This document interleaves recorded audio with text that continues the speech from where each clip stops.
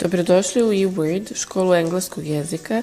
Ja sam Ivana Marinković, a danas govorimo o tome kako napisati CV ili biografiju na srpskom jeziku.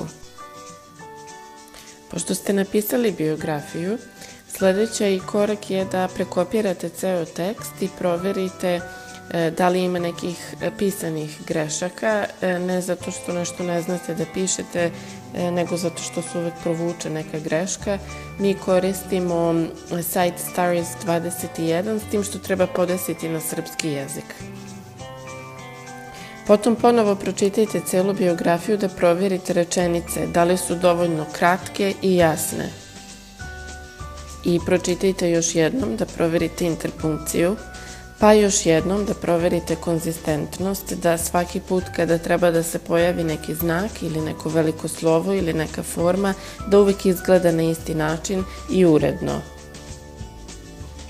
Formatirajte tekst u Wordu, ponovo da bi bilo uredno svaki put treba da bude isto, dakle ako se koristi uvlačenje ili veliko slovo uvek je na istom mestu i uvek se na isti način ponavlja, uvek je isti font, ista veličina slova i slično.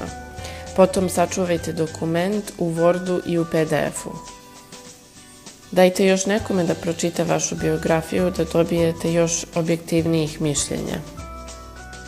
A ako imate neku nedoumicu u vezi sa pravopisnim ili gramatičkim pravilima ili formatiranjem u Wordu, slobodno nam pišite na info@i-word.co.